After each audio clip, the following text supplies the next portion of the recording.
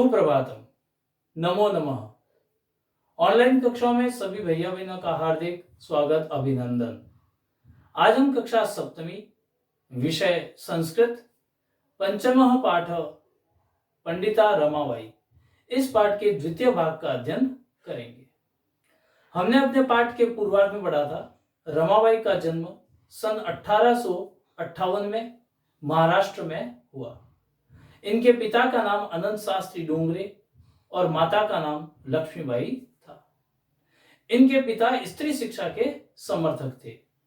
इन्होंने अपनी माता से संस्कृत की शिक्षा प्राप्त की। जब रमाबाई अल्प आयु में थी तभी ही इनके माता पिता और बड़ी बहन का देहावसान हुआ था। आइए अब हम पाठ का आगे का अध्ययन करते हैं। आइए अब हम आगे के भाग का अध्ययन करते हैं। हमने पढ़ा था रमाबाई स्वज्येष्ठ भ्राता सह पदभ्याम समग्रम भारतम अभ्रमत।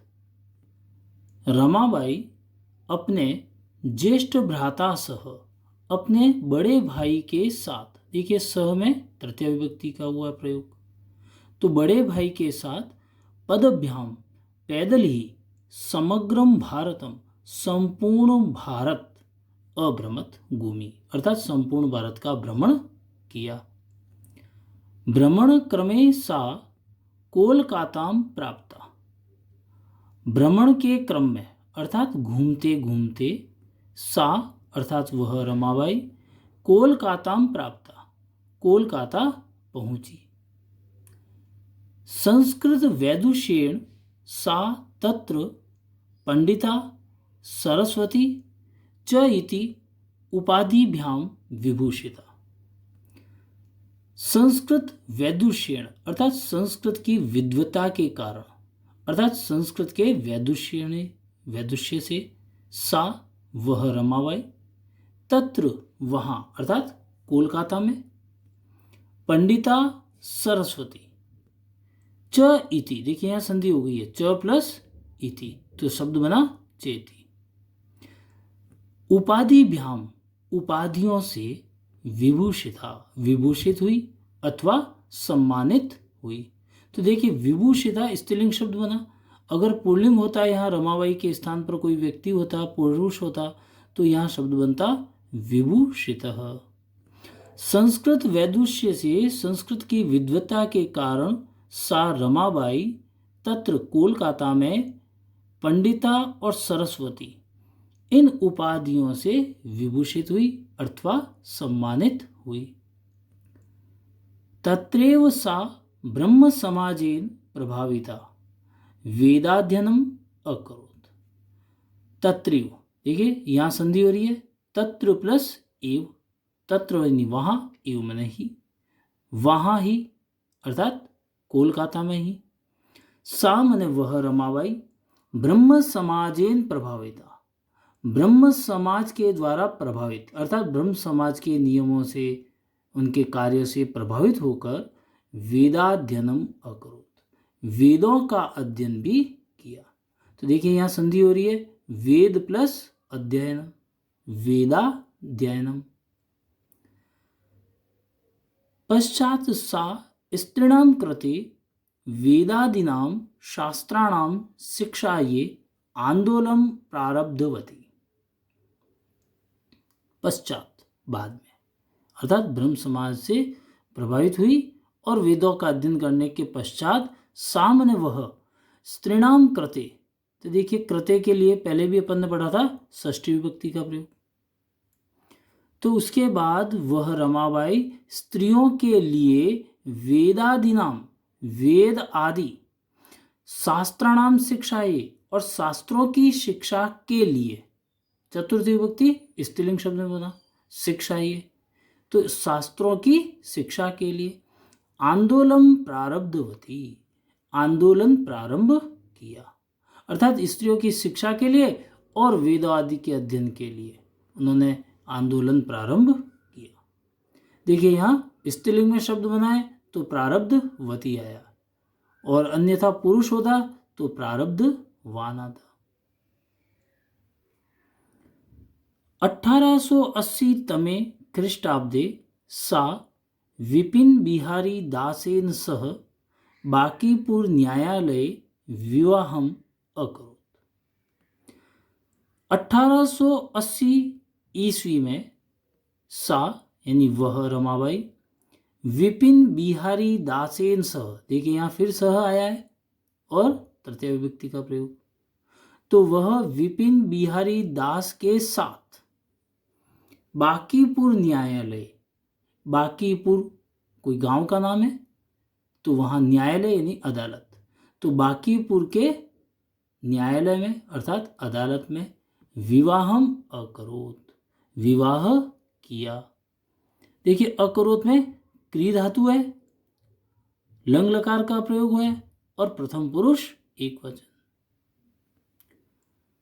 सार्ध एक वर्षात् अनंतरम तस्याः पति दिवंगतः।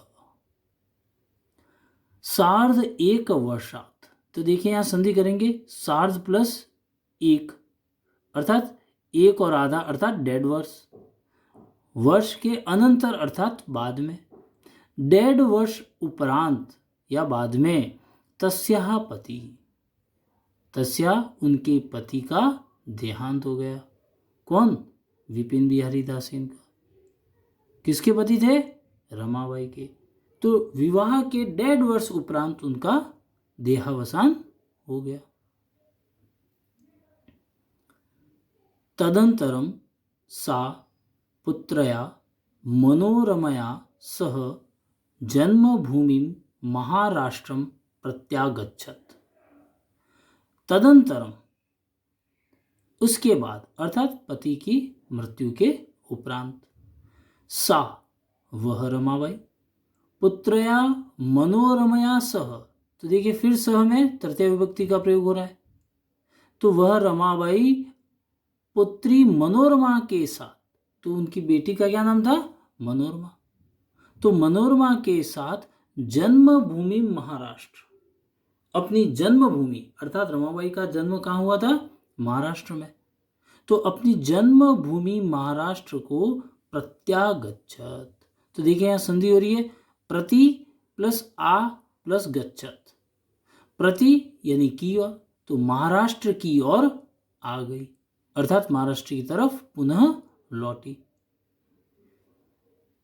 नारीणाम सम्मानाय शिक्षाये च सा स्वकीयम जीवनम अर्पितवती। नारीणाम सम्मानाय अर्थात नारी के सम्मान के लिए, चतुर्थ विभक्ति का प्रयोग हुआ है, तो नारी के सम्मान के लिए, च शिक्षाये और शिक्षा के लिए अर्थात नारी की शिक्षा के लिए, सा उन्होंने, स्वकीयम जीवनम अपना जीवन, अर्पितवती अर्पित किया, यानी अपना संपूर्ण जीवन जो था उन्होंने नारी सम्मान और नारी की शिक्षा के लिए अर्पित किया। हंटर शिक्षा आयोगस्य समक्षम नारी शिक्षा विषये सा स्वमतं प्रस्तुतवती। हंटर शिक्षा आयोग के समक्षम सामने नारी शिक्षा विषय और नारी की शिक्षा के विषय में, सा उन्होंने, स्वमतम, स्व माने अपना, मतम यानी विचार, प्रस्तुतवती अपना विचार प्रस्तुत किया, कि उनके विचारों में नारी की शिक्षा का कितना महत्व है, नारी का समाज में क्या सम्मान होना चाहिए, ऐसे विचार उन्होंने अपने प्रस्तुत किए। सा उच्च शिक्षार्थम इंग्लैंड देशम गतवती।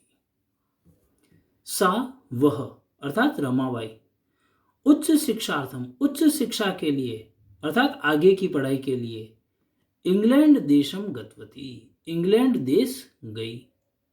देखिए गतवती में गम धातु और तवतु प्रत्यय, तो स्त्रीलिंग में बना गतवती और पुल्लिंग होता तो बनता यहां गतवान। तत्र ईसाई धर्मस्य स्त्री विषयकै उत्तम विचारै प्रभाविता जाता। तत्र वहाँ, अर्थात इंग्लैंड देश में। ईसाई धर्मस्य, ईसाई धर्म के, स्त्री विषयकै, स्त्रियों के विषय में, उत्तम विचारे, उत्तम विचारों के द्वारा प्रभाविता जाता, वह प्रभावित हुई। जब वहाँ इंग्लैंड देश गई तो वहाँ ईसाई धर्म के स्त्री विषय के उत्तम विचारों से वह रमाबाई प्रभावित हुई। तो देखिए जाता शब्द है स्त्रीलिंग में बना, और पुल्लिंग होता तो यहाँ बनता जातः।